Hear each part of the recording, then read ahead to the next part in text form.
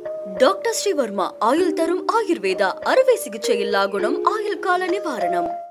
ஈரோடு கிழக்கு சட்டமன்ற தொகுதி இடைத்தேர்தல் பிரச்சாரம் இன்றுடன் நிறைவு பெறுகிறது. இதையொட்டி திமுக, நாம் தமிழர் கட்சி வேட்பாளர்கள் தீவிர பிரச்சாரத்தில் ஈடுபட்டு வருகின்றனர்.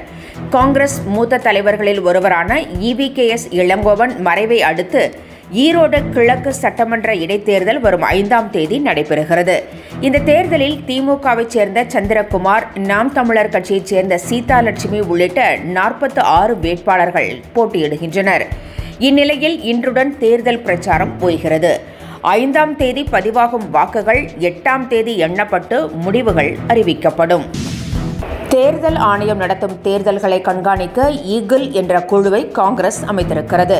இந்த குழுவில் அஜய் மக்கான், திக் விஜய் சிங், அபிஷேக் சிங்வி உள்ளிட்ட 8 மூத்த காங்கிரஸ் நிர்வாகிகள் இடம்பெற்றுள்ளனர். தேர்தல்களை அதிகாரிகள் நியாயமாக நடத்துகிறார்களா என்பதை இக்குழு கண்காணிக்கும். நடந்து முடிந்த மகாராஷ்டிர தேர்தல் குறித்தும் இக்குழு ஆய்வு செய்யும் என அறிவிக்கப்பட்டுள்ளது. மகாராஷ்டிர தேர்தலின் போது பாஜக வெற்றிக்கு சாதகமாக பெரும் குளறுபடிகள் நடைபெற்றதாகவும், குறிப்பாக வாக்கு எண்ணிக்கையின் போது பல முறைகேடுகள் நடைபெற்றதாகவும் காங்கிரஸ் தொடர்ந்து குற்றம் சாட்டி வருகிறது.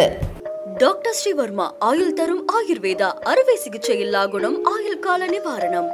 என்றும் உங்களுடன் மை இந்தியா. முக்கிய செய்திகளை உடனுக்குடன் தெரிந்து கொள்ள சப்ஸ்கிரைப் பண்ணுங்க, பெல் பட்டனை பிரஸ் பண்ணுங்க.